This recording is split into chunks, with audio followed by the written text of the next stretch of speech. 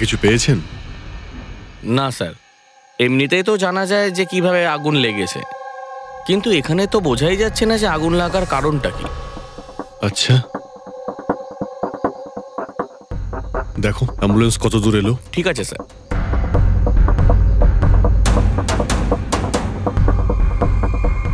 খুব বাজেভাবে ঝলসে গেছে। অদ্ভুত ব্যাপার, জানতেই পারা যাচ্ছে না যে আগুনটা কি করে লাগলো।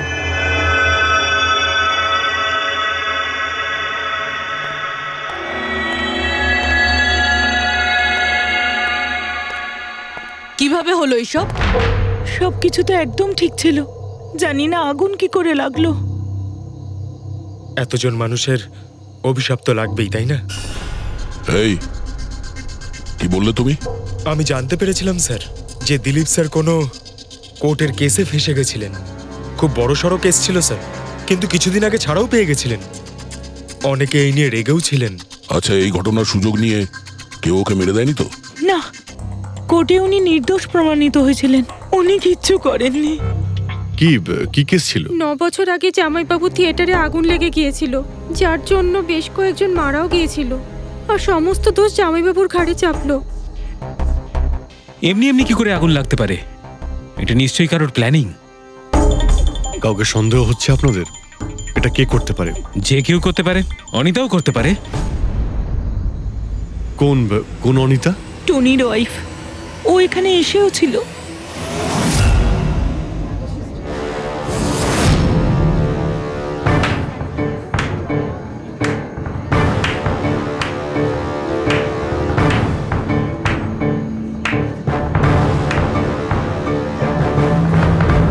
অনিতা,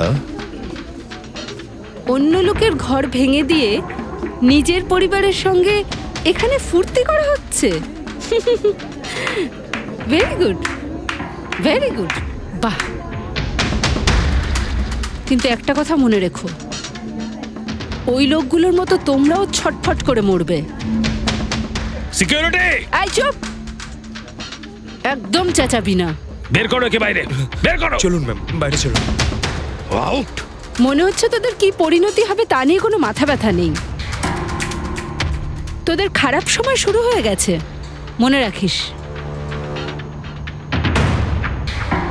তুই আমার টনির সাথে যা করেছিস না,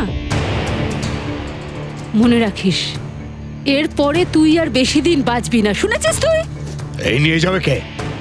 তুই আর বাঁচবি না, নরকে যাবি তুই। আর তাকিয়ে দেখছো কি? নিয়ে যাবে কে? তোকে নরক যন্ত্রণা ভোগ করতে হবে, ছটফট করে মরবি তুই, মনে রাখিস। আরে যা।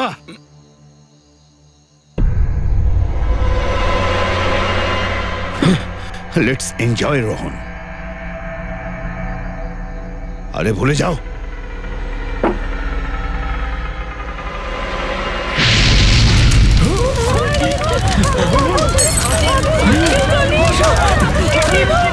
দিলীপ আর রোহনকে যে কেসে ফাঁসানো হয়েছিল, সেই কেসেই কোর্ট টনিকে শাস্তি দিয়েছিল। আচ্ছা, কে কে জানতো যে আপনারা এখানে রেস্টুরেন্টে আসবেন? জানি না স্যার। আচ্ছা, দিলীপ বাবু আসার আগে এই চেয়ারের আশেপাশে কাউকে দেখেছিলেন? কোনো অচেনা কাউকে? না স্যার, কাউকেই দেখিনি স্যার। এই টেবিলটাকে রিজার্ভ করেছিল দিলীপবাবু ফোন করেছিলেন, বলেছিলেন যে আমাদের জন্য টেবিল রিজার্ভ করে রাখো। সবসময় এখানেই বসতেন, এই টেবিল এই চেয়ারেই। রেগুলার কাস্টমার ছিলেন আমাদের। কারোর আগে থেকে জানা ছিল যে দিলীপ এখানে এই চেয়ারে বসবে? স্যার, চেয়ারের আশেপাশে তেমন কোনো জিনিস নেই যা দিয়ে আগুন লাগতে পারে। এ তো অদ্ভুত ধরনের মিস্ট্রি। সিসিটিভি ক্যামেরা,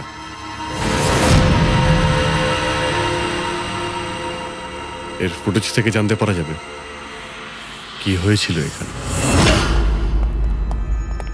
ও মাই গড, এসব কিভাবে হলো? কে করতে পারে এসব? ওই করেছে যে দিলীপকে খুন করেছে প্রমাণ লোপাটের জন্য। আর যে কেউ কিভাবে এই মনিটর রুমে চলে এলো? তোমার সিকিউরিটি কোথায়? স্যার, এই রুমে সিকিউরিটির কোনো প্রয়োজনই হয় না। এর আগে এরকম কখনোই হয়নি স্যার। স্যার, স্যার, আমার মনে হয় না সিসিটিভি ফুটেজ ডিলিট করার মতো সময়ের কাছে ছিল। ও শুধু ভাঙচুর করেছে। যদি আমরা কোনো এক্সপার্টকে ডাকি স্যার, তাহলে সে হয়তো হার্ড ডিস্ক থেকে রিকভার করতে পারবে।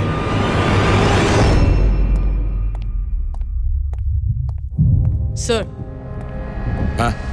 স্যার 9 বছর আগে দিলীপ আর রোহনের একটা থিয়েটার ছিল যেটায় আগুন লেগে গিয়েছিল। এক্সিট এন্ট্রির দরজা বন্ধ থাকার কারণে 12 জন লোক আগুনে পুড়ে মারা যায়। ভিকটিমদের ফ্যামিলি যখন কেস করে তখন ইনভেস্টিগেশনে জানা যায় যে সেই সময় একজন গার্ড ছিল। হ্যাঁ, টনি। হ্যাঁ স্যার। স্যার, কোর্টে এটা প্রমাণ হয়ে গিয়েছিল যে টনি অনেক মদ খেয়েছিল, আর মদের নেশা সে এতটাই চুর ছিল যে ইমার্জেন্সি এক্সিটের দরজাও খুলতে পারেনি। হ্যাঁ, কিন্তু এই টনির স্ত্রী অনিতা এটা মানতে রাজিই নয় যে ভুলটা টনি করেছিল। স্যার, শুধু উনিই নন, অনেক আর্টিকেল এবং নিউজ পেপারও কিন্তু কোর্টের সিদ্ধান্তের ব্যাপারে কথা বলেছিল। যখন এই ঘটনাটা ঘটেছিল তখন দিলীপ আর রোহনের বিরুদ্ধে সলিড এভিডেন্স ছিল, কিন্তু তারপর কেস চলতে থাকলো। 9 বছর হয়ে গেল। কিছু প্রত্যক্ষদর্শী বয়ান বদলে দিল, আর কিছু লোক বাইরে চলে গিয়েছিল। স্যার, দিলীপ আর রোহন নিশ্চয়ই টাকা আর ক্ষমতার অপব্যবহার করেছে, আর এই কথাটা নিশ্চয়ই টনি জানতে পেরেছিল। ওই হয়তো পাঠিয়েছে অনিতাকে দিলীপকে মারার জন্য। কিন্তু ফেডরিক, যখন অনিতা ওখানে ছিলই না, তাহলে আগুন লাগালো কি করে? না না, সিকিউরিটির লোকেরা তো ওকে বাইরে বের করছিল ওই রেস্টুরেন্ট থেকে। এমন কি জিনিস ছিল যার জন্য হঠাৎ করে আগুন লাগলো? স্যার, হয়তো ডক্টর সালুংখে আমাদের কোনো হেল্প করতে পারে। না হলে অনিতা।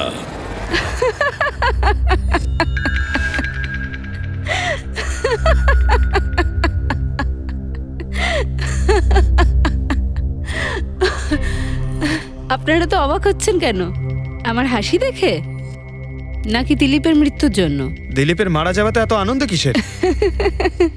আচ্ছা, আমি খুশি হব না তো আর কে হবে বলুন তো? কালকে রাত্রে রেস্টুরেন্টের থেকে বেরোনোর পর তুমি কোথায় গিয়েছিলে?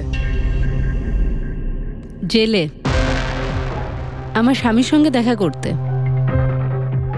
ওয়ার্ডেনের কাছে সমস্ত রেকর্ড আছে, আপনারা চাইলে চেক করতে পারেন। সেটা তো আমরা করবই। আর এইটাও যে তুমি ওই আগুনটা লাগালে কিভাবে?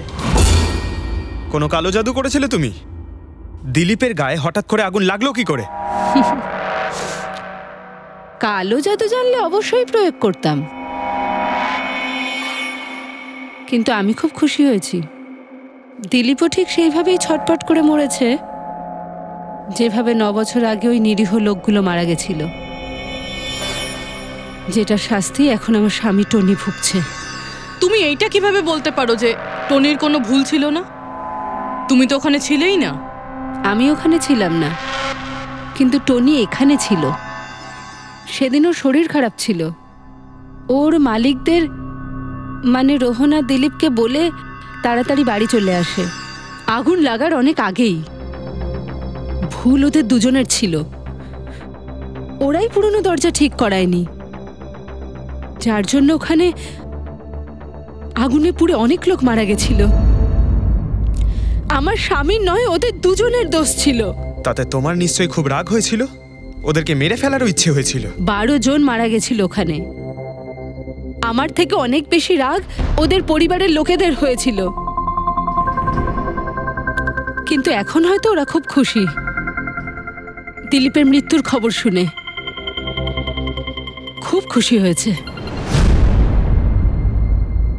ওরা আরো বেশি আনন্দ পাবে যেদিন রোহন পুড়ে মরবে।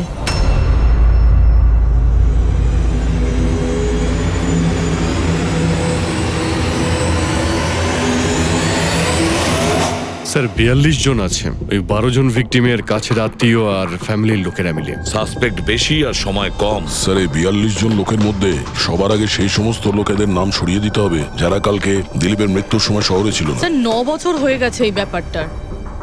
হয়তো অনেক মানুষ দেশ ছেড়েও চলে গিয়েছে, আর কিছু লোক হয়তো এই পৃথিবীতেই আর নেই। তারপরেও খোঁজ তো নিতে হবে। দেখো কজন শহরে ছিল যখন দিলীপের মৃত্যু হয়।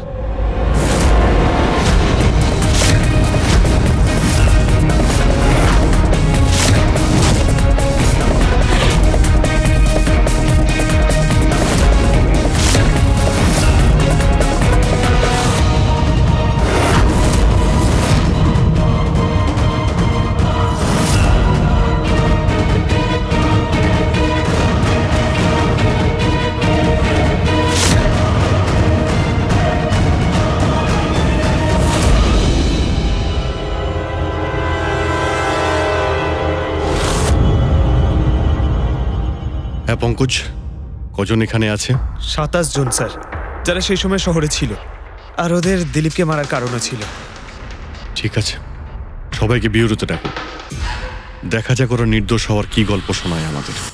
জেমস, তোমার বাবা 9 বছর আগে থিয়েটারে আগুন লাগার কারণে মারা গেছেন, তাই তো? Yes sir. আপনার হাজবেন্ড ফিল্ম একাই দেখতে গিয়েছিলেন? সেই দিন আমি বিজি ছিলাম, তাই উনি একাই চলে যান। কালকে রাত্রে কোথায় ছিলে তুমি? স্যার আমি আমার বন্ধুদের সঙ্গে ছিলাম। স্যার আমি পাসপোর্ট অফিসে গেছিলাম। ওই দুজনকে আমি এমনি এমনি ছেড়ে দেবো না। তো কি করেছিলে তুমি? ভেবেছিলাম যে দিলীপের সাথে ফেস টু ফেস দেখা করব, আর ওকে জিজ্ঞেস করব যে তুমি এরকম কেন করলে। স্যার তারপরে আমি আমার বন্ধুদের সাথে বাড়িতে যাই। আমি আমার ওয়াইফের সাথে মলে ছিলাম। স্যার আমার বন্ধুদের জিজ্ঞাসা করতে পারেন। স্যার যদি ওর সাথে আমার দেখা হতো তাহলে ও রেস্টুরেন্টে বেঁচে ফিরতো না। দিলীপ ওর কর্মের শাস্তি পেয়ে গেছে। আমি রেস্টুরেন্ট থেকে জানতে পারলাম যখন যে দিলীপের সাথে কি হয়েছে, তখন মনে শান্তি পেলাম স্যার। আর বাকি থাকলো রোহন, ও তার কর্মের শাস্তি নিশ্চয়ই পাবে। এবার এই 27টা নামের মধ্যে তাদের নামগুলো রেখে দাও যারা ঘুরিয়ে ফিরিয়ে উত্তর দিচ্ছিল, আর যারা নিজেদের উত্তর অনেক আগে থেকেই তৈরি করে রেখেছিল।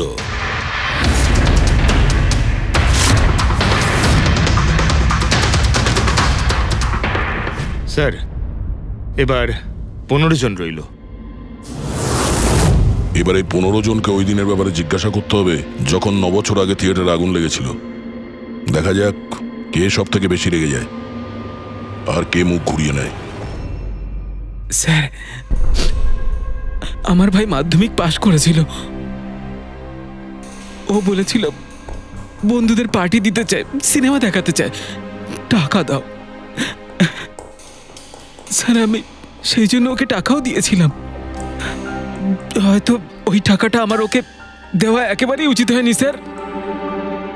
যে এই কাজটা করে থাকুক খুব ভালো করেছে। আজকে আমি খুশি, আজ আমি খুব খুশি। কুমারবাবু, আপনি ইউনিভার্সিটিতে ফিজিক্সের প্রফেসর, তাই তো? Yes sir, head of the department physics. কিন্তু আমার নিজের ছেলেরই পড়াশোনায় কোনো ইন্টারেস্টই ছিল না। অনেক বকেছি আমি ওকে, কিন্তু তাতে কোনো রকম কোনো লাভই হয়নি। 1 নম্বরের বদমাইশ হয়ে উঠেছিল। সেদিনও কলেজ বাঙ্ক করে বন্ধুদের সাথে সিনেমা দেখতে চলে গিয়েছিল। আর স্যার তারপর ও আর কোনোদিন বাড়ি ফিরে আসেনি। হিমেশ, রাইট? তুমি কন্ট্রাক্টর না? হ্যাঁ স্যার। হিমেশ, 9 বছর আগে তুমি তোমার স্ত্রীর সঙ্গে সিনেমা দেখতে গিয়েছিল ওই সিনেমা হলে। আমাদের নতুন নতুন বিয়ে হয়েছিল, সালোনির সাথে সিনেমা দেখতে গিয়েছিলাম। ওর খুব খিদে পেয়েছিল, আমি সিঙ্গাড়া আনতে বাইরে গেছিলাম। আমি ওখানে ফিরে গিয়ে দেখলাম ওখানকার দরজা লক হয়ে গেছে, আর ভেতর থেকে লোকেদের চিৎকার চেঁচামেচি শোনা যাচ্ছিল, আর খুব ধোঁয়া বেরোচ্ছিল ওখান থেকে। আমি স্যার দরজা খোলার অনেক চেষ্টা করেছিলাম, আমি খুব চেষ্টা করেছিলাম। আমি পাগলের মতো দরজায় ধাক্কা দিতে থাকি। সালোনি সালোনি সালোনি বলে আমি চিৎকার করতে থাকি, কিন্তু আমি কিচ্ছু করতে পারিনি স্যার। আমি কিচ্ছু করতে পারিনি, আমার সালোনিকে আমি বাঁচাতে পারিনি। ওখানে তো একটা গার্ডও ছিল না, টনি? ও কি দরজা খোলেনি? ছিল না স্যার। ওখানে কোনো গার্ড, মানে আর কাউকে দেখেছিলে তুমি? কেউ ছিল না স্যার, কেউ ছিল না। আমি 9 বছর আগে কোর্টে যে কথা বলেছি আজও তাই বলছি। যখন সিনেমা হলে আগুন লেগেছিল তখন টনি ওখানে ছিল না স্যার।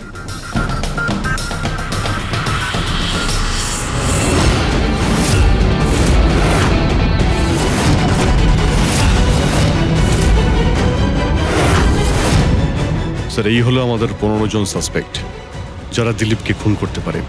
স্যার পুলিশ বলছিল যে ফায়ারম্যানরাও বলতে পারেনি যে আগুনের এক্স্যাক্ট সোর্সটা কোথায় ছিল। ওরা তো দেখা মাত্রই জানতে পেরে যায়, তাই না? জানতে পেরে যায় যে ওখানে এমন কি জিনিস ছিল যাতে আগুন ছড়িয়ে পড়ে, কিন্তু ওরা জানতে পারেনি।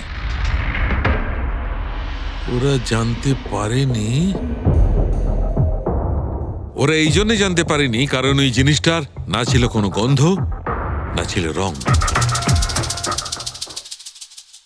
Exactly sir. যদি এটা লিকুইড হতো না তাহলে দিলীপ নিশ্চয়ই বুঝতে পারতো ওই চেয়ারটায় বসা মাত্রই। আর পাউডার থাকলে আমরা টেস্ট করে পেয়ে যেতাম। তার মানে এটা তো গ্যাস। তার মানে হচ্ছে এটা ছিল গ্যাস। গ্যাস? এই জন্য ওই ফায়ারম্যান জানতে পারেনি যে কিসের জন্য আগুন লেগেছিল। ইনফ্লেমেবল গ্যাস বস, যার শুধু একটা স্পার্কের দরকার হয় জ্বলে উঠবার জন্য। কিন্তু একটা কথা বুঝতে পারছি না, দিলীপ যে চেয়ারে বসেছিল সে চেয়ারে গ্যাস আসলো কোথা থেকে? চেয়ার থেকেই। কি চেয়ার থেকে? সেটা এইভাবে বস, যে চেয়ারে দিলীপ বসেছিল তার নিচের অংশে কেউ ওই ইনফ্লেমেবল গ্যাসকে স্প্রে করেছিল। মারা যাওয়ার সময় দিলীপের সংস্পর্শে দুটো জিনিস ছিল। একটা তো এই চেয়ার যেটাতে ও বসেছিল, আর একটা ওয়াইনের গ্লাস যেটা ও হাতে ধরেছিল। আমরা এই দুটো জিনিসই চেক করেছি। তো এই চেয়ারটার থেকে আমরা ইনফ্লেমেবল গ্যাসের কিছু ট্রেসেস পেয়েছি। বস, আমাদের আশেপাশের পরিবেশে সর্বদা জ্বলনশীল পদার্থ ঘুরে বেড়ায়, যেটা কখনো কখনো স্পন্টেনিয়াসলি জ্বলে যায়। যেমন হচ্ছে মাস গ্যাস, একটা ন্যাচারাল বায়োগ্যাস, আর জ্বলনশীল গ্যাস এর মেইন কম্পোনেন্ট। তার মানে ইনফ্লেমেবল গ্যাস যে কোনো সময় হাওয়াতে এমনি এমনি জ্বলে উঠতে পারে? না ফ্রেডি, নিজে নিজে নয়। যখন পরিবেশটা খুব বেশি উত্তপ্ত হয়ে ওঠে আর সেটা পরিবেশের অক্সিজেনের সঙ্গে মিশে যায়, তখন একটা সুপার হাই টেম্পারেচার উৎপন্ন হয়, যার কারণে এই আগুন লেগে যায়। কিন্তু ডক্টর সালুখে, ওখানে তো এরকম কোনো হাই টেম্পারেচারের মতো কিছু ছিলই না। এক্স্যাক্টলি, এমন কোনো ডাইরেক্ট সোর্স ছিলই না যাতে তাপ উৎপন্ন হতে পারে। বস, এই জন্যে আমার মনে হচ্ছে খুনি কোনো এক্সট্রা ডিভাইস ব্যবহার করেছিল এই এত বেশি টেম্পারেচার উৎপন্ন করার জন্যে। আর এই চেয়ারটা তো রেডিই ছিল, এর তো শুধু একটা স্পার্কের দরকার ছিল। কিন্তু স্যার, এভাবে কেউ হিট কিভাবে উৎপন্ন করবে? হ্যাঁ, করা যেতে পারে তো। যেমন উদাহরণস্বরূপ ম্যাগনিফাইং গ্লাস। ম্যাগনিফাইং গ্লাস দিয়ে সূর্যের রশ্মিকে বিশেষভাবে ফোকাস করে আমরা ছেলেবেলায় কাগজ পড়াতাম।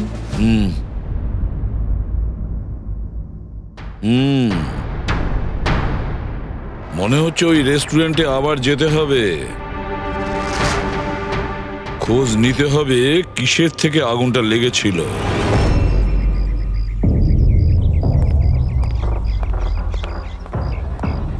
সব জায়গায় দেখে ফেলেছি স্যার, কিন্তু এমন কিচ্ছু খুঁজে পেলাম না যাতে আগুন লাগতে পারে।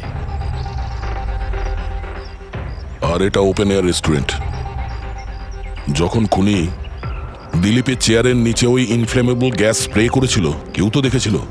সেটাই তো, চেয়ারে হঠাৎই আগুন লেগে যায় আর দিলীপ পুড়ে মারা যায়। কেউ কিছু দেখেনি, আর না আমরা কোনো প্রমাণ পাচ্ছি। স্যার, ওই data expert CCTV footage recover করে ফেলেছে, আপনারা দেখতে পারেন স্যার। গুড। দয়া, তুমি গিয়ে দেখো, ততক্ষণ আমি এখানে দেখছি কিছু পাওয়া যায় কিনা। স্যার, দিলীপ আর ওর ফ্যামিলি আসার 15 মিনিট আগের ফুটেজ এটা।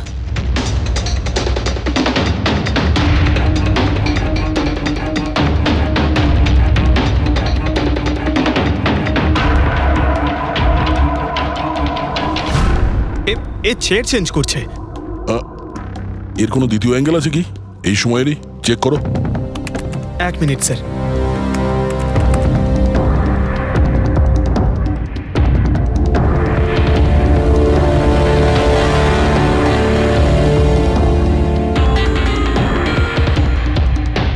ও চেয়ারটার সঙ্গে কি করছে? গ্যাস স্প্রে করছে নাকি? হ্যাঁ, ও নিজের চেয়ারে গ্যাস স্প্রে করলো, আর ও নিজের চেয়ারের সঙ্গে ওই চেয়ারটা বদলে দিল যেটায় দিলীপ বসতো।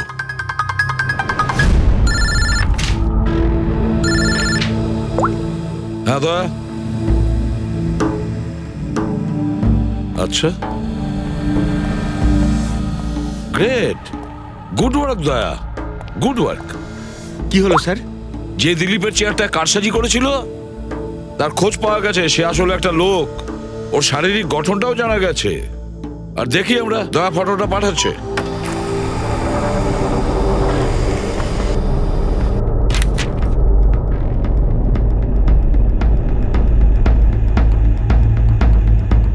টনি এই বাকি লোকগুলোর মধ্যেই কেউ একজন, এদেরই মধ্যে কেউ। আর এবার এর পরের শিকার রোহান।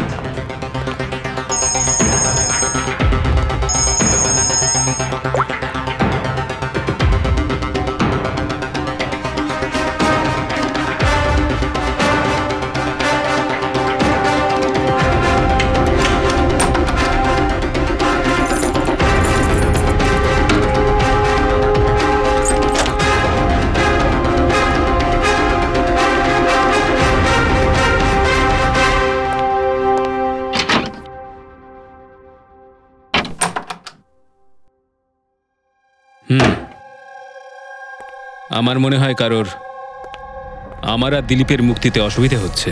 আমার প্রাণের ঝুঁকি আছে এখানে। I will talk you later. Bye sir, everything is okay. Alright, তুমি এখানেই থাকবে আর কাউকে ভেতরে ঢুকতে দেবে না। Be alert. Okay? Okay sir.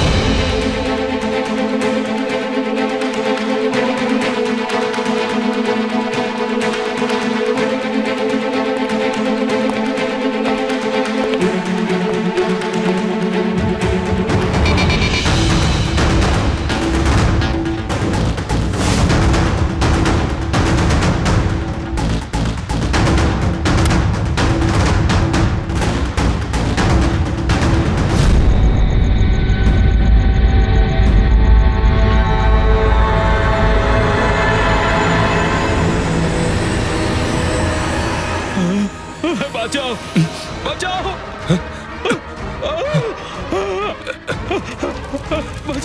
বাঁচাও, বাঁচাও, বাঁচাও ওকে, জল দাও, জল, বাঁচাও, বাঁচাও, বাঁচাও। স্যার, আসি স্যার, স্যার, স্যার এক মিনিট স্যার, স্যার বাঁচাও, স্যার বাঁচাও, জল, জল দাও, স্যার বাঁচাও, বাঁচাও।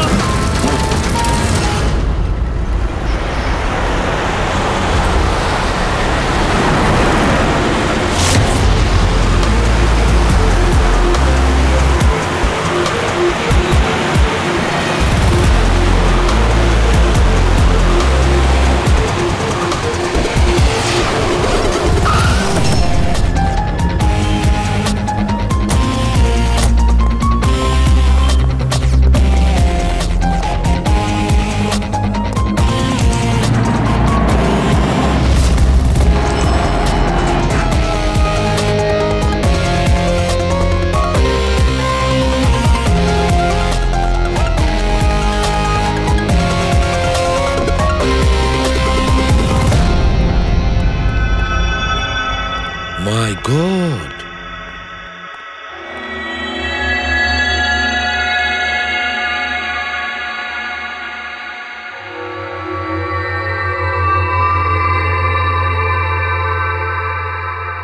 কি হয়েছিল এখানে আর কিভাবে?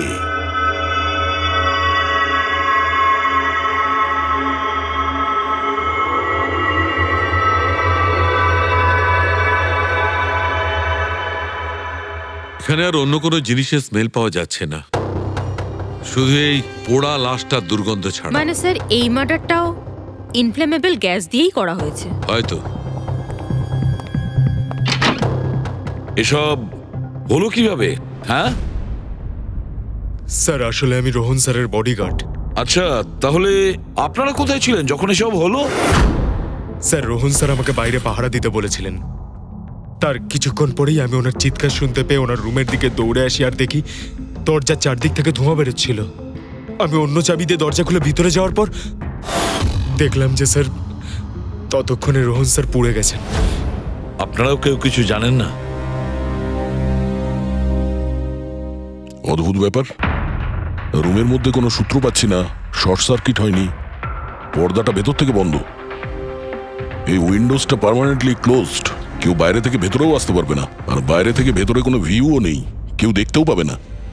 তাহলে লোকটা মরলো কিভাবে? এটার থেকে আগুন লেগেছে বস।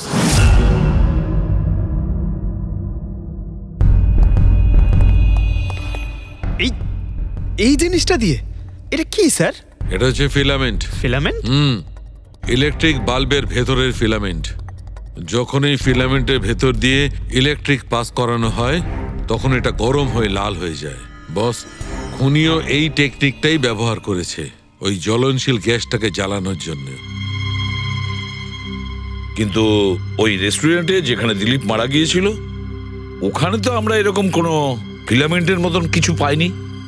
বস, এত ছোট্ট একটা জিনিস, ওটা খোলা জায়গা, হয়তো কোথাও উড়ে চলে গেছে, কিন্তু এখানে তো পুরো ঘরটাই বন্ধ, তাই জন্যে খাটের তলায় এটা আমি পেয়ে গেছি। কিন্তু স্যার, ফিলামেন্ট দিয়ে ইলেকট্রিক পাস করানোর জন্য ওয়্যারসের কোনো না কোনো কানেকশন তো থাকা উচিত বেড পর্যন্ত। আছে, এখানেই নিশ্চয়ই কোথাও আছে। পুরো বেড চেক করেছি আমরা, রুমটাও চেক করেছি, এরকম কিছুই তো পাইনি আমরা। দয়া, ওই দরজাটা কিসের? ম্যানেজার। Yes sir. ওই দরজার ওপারে কি আছে? স্যার, আর একটা রুম আছে, এই রুমের সাথে ওটা কানেক্টেড। এমনিতে এই দরজাটা সিল থাকে, এটাকে কেউ খোলে না স্যার। খুলুন এই দরজাটা। Yes sir. আসুন স্যার।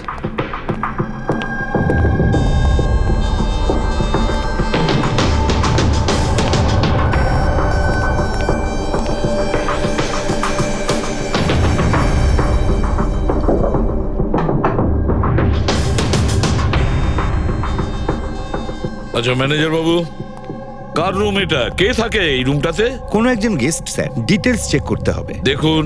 Okay sir.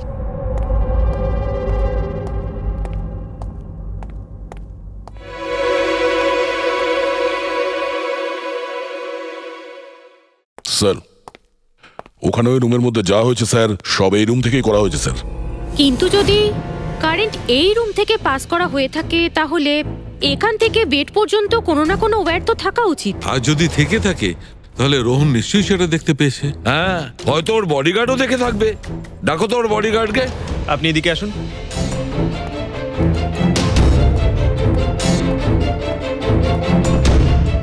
একটা কথা বলো, যখন তুমি রোহনের ঘরে এসেছিল তখন কোনো তার দেখেছিলে এখানে এই দরজা থেকে ওই রুম পর্যন্ত? কোনো কিছু? না স্যার, রোহন স্যার এই রুমে ঢোকার আগে আমি এই রুমটাকে খুব ভালো করে চেক করেছিলাম, কিন্তু তার বা সেরকম কিছু আমার চোখে পড়েনি। ঠিক আছে, যাও তুমি। যাই হোক না কেন দয়া, খুনি এই দরজাটা ব্যবহার করেছে। এই দরজা দিয়ে রোহনের রুমে আসে আর রোহনের বেডে ইনফ্লেমেবল গ্যাস স্প্রে করে, আর যে কোনো ভাবেই হোক ফিলামেন্টে কারেন্ট দিয়ে দেয়, তাতে ফিলামেন্ট গরম হয়ে যায় আর ইনফ্লেমেবল গ্যাসে আগুন ধরে যায় আর তাতে রোহনের মৃত্যু হয়। বস, একটা কথা কিন্তু ঠিক, খুনি যেই হোক না কেন তার ইলেকট্রিক আর কেমিক্যাল সম্পর্কে খুব ভালো জ্ঞান আছে। প্রফেসর কুমার, ফিজিক্সের প্রফেসর কুমার, ওর থেকে আর কে বেশি জানতে পারে এই ব্যাপারে? দয়া, স্যার, ওই প্রফেসর কুমারের সঙ্গে দেখা করো। স্যার। দয়া, আমিও যাব তোমার সঙ্গে।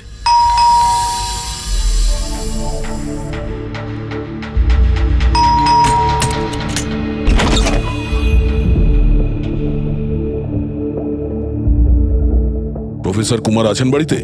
হ্যাঁ আছেন, কিন্তু আপনারা? সিআইডি। সিআইডি? সব ঠিক আছে তো স্যার? হ্যাঁ, ওনাকে কিছু জিজ্ঞাসা করার আছে। কোথায় উনি? বাইরে বাচ্চাদের পড়াচ্ছেন, আমি ডেকে আনছি। ঠিক আছে ঠিক আছে, আমরা দেখছি।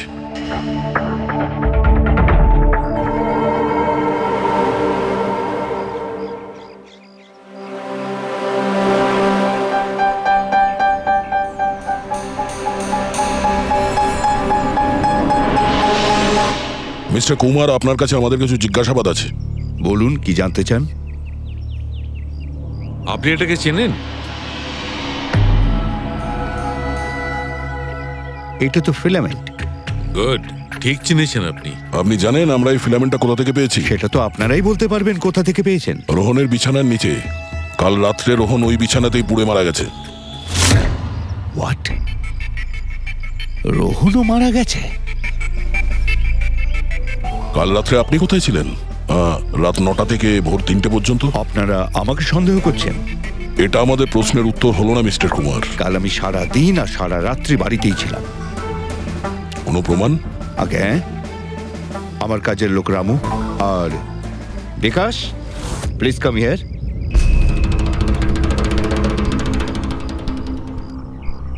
Yes sir. এনাদের বলো যে কাল কোথায় ছিলাম। স্যার আমাদের সবার এক্সট্রা ক্লাস নিচ্ছিলেন এই বাড়িতেই। কটা থেকে কটা পর্যন্ত? স্যার সন্ধ্যা 6টা থেকে ভোর 5:30 পর্যন্ত। সামনেই আমাদের এক্সাম, তাই আমরাই স্যারকে রিকোয়েস্ট করেছিলাম এক্সট্রা ক্লাস করানোর জন্য। ঠিক আছে স্যার, তুমি যাও বাবা। স্যার আমার আরো 5 জন স্টুডেন্টস আছে যারা কাল সকাল 9টা থেকে 5:30 পর্যন্ত আমার কাছে ছিল।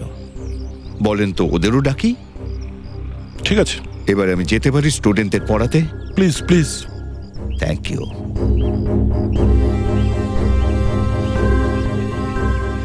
হ্যাঁ, তাহলে আমি যেটা বলছিলাম যে শোল্ডারিং ওয়্যার ছাড়াও আমরা মাদারবোর্ড ফিক্সড করতে পারি with the help of adhesive conductor.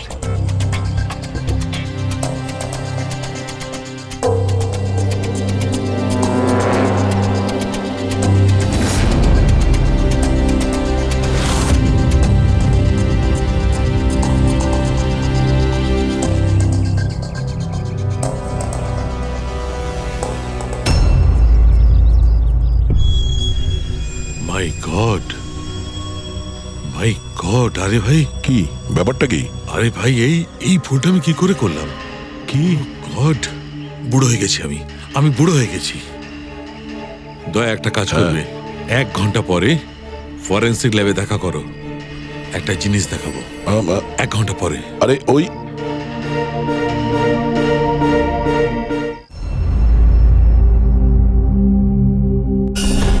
হ্যাঁ বস, একটা কাজ করো, এই সুইচটা দিয়ে ওই বাল্বগুলোকে জ্বালাও। এই সুইচ দিয়ে?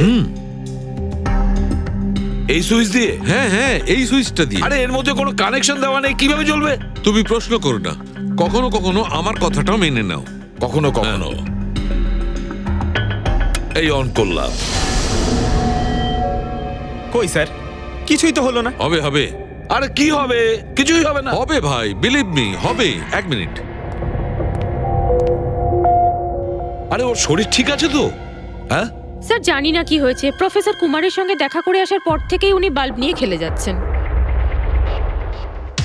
একটা কথা বলো, ওই ফিঙ্গারপ্রিন্ট গুলোর খবর কি, যেগুলো তুমি হোটেলের লোকেদের কাছ থেকে নিয়েছিলে আর ওই রুমটা থেকে নিয়েছিলে? স্যার অনেক ফিঙ্গারপ্রিন্টস পাওয়া গেছে, কিন্তু সবগুলো স্টাফ মেম্বারসদেরই, এছাড়া আর কারোর পাওয়া যায়নি। এটা কিভাবে সম্ভব? এই যে দাদা, একটু এই দিকেও দেখুন। হ্যাঁ হ্যাঁ, দেখছি। হ্যাঁ,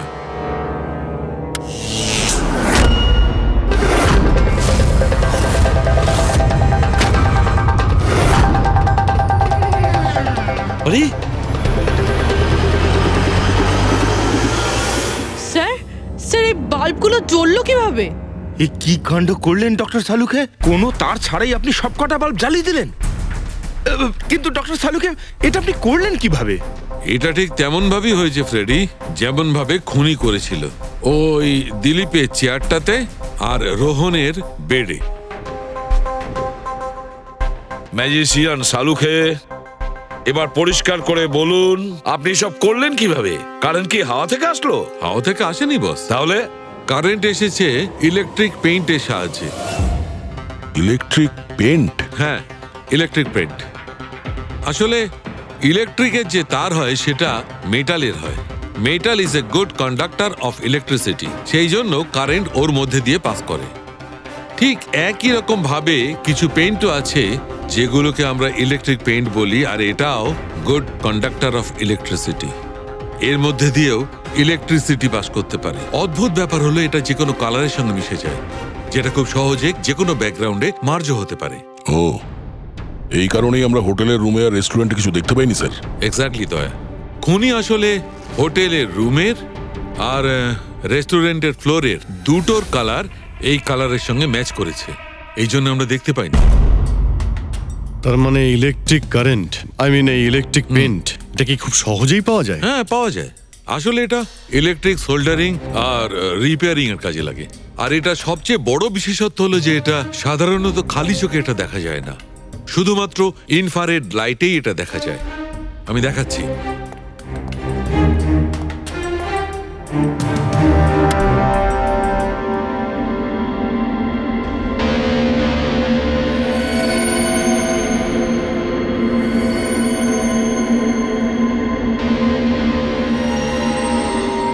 দেখেছো বস? হ্যাঁ, খনিও ঠিক এইভাবেই ইলেকট্রিক পেইন্টের ব্যবহার করেছে আর এই সার্কিট তৈরি করেছে।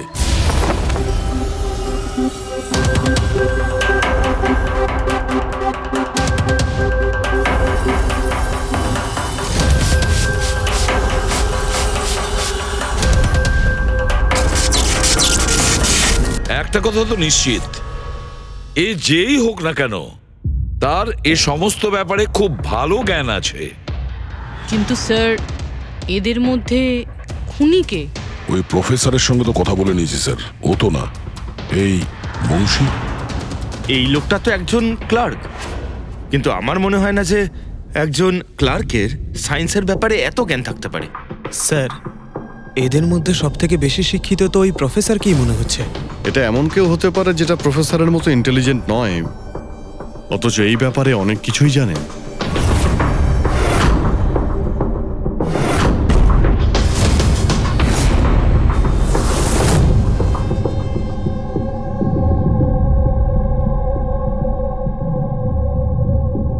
সেই লোকটা অভিজিৎ, এই লোকটাই সে। মনে পড়ছে কি বলেছিল আমাদের, যে ও কি কাজ করে?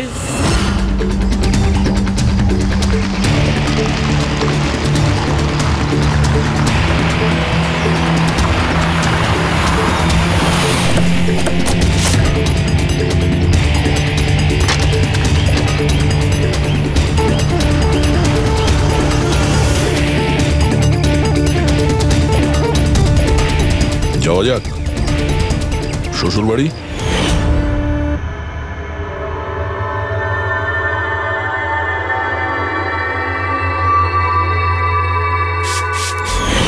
দিলীপ আর রোহনের উপর কেস হয়েছিল, কিন্তু আমি জানতাম ওরা টাকার পাওয়ারের জোরে ছাড়া পেয়ে যাবে।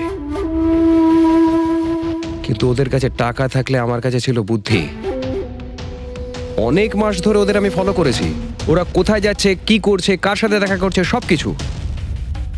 আর শেষ পর্যন্ত ওদের দুজনকে মারার উপায় আমি পেয়েই যাই, ইলেকট্রিক পেন্ট আর সার্কিটের মাধ্যমে। এই দুটো জিনিসের বিষয়ে আমি খুব ভালো করে জানতাম। ব্যাস, দিয়ে দিলাম দুজনকে শাস্তি। দুজনকে মেরে ফেলেছি জ্যান্ত পুড়িয়ে, যেভাবে ওরা আমার সালোনিকে মেরেছিল। হিমেশ, তোমার স্ত্রীর সঙ্গে যা কিছু হয়েছে সেটার জন্য আমরা সবাই দুঃখিত, কিন্তু দিলীপ আর রোহনকে মেরে তুমি কি পেলে? তুমি কি ফিরে পেলে তোমার স্ত্রীকে? প্রতিশোধের আগুনে পুড়ে তুমি দুজনকে মারলে, আইন তোমাকে কোনোদিন ক্ষমা করবে না। কঠোর থেকে কঠোরতম শাস্তি হবে তোমার।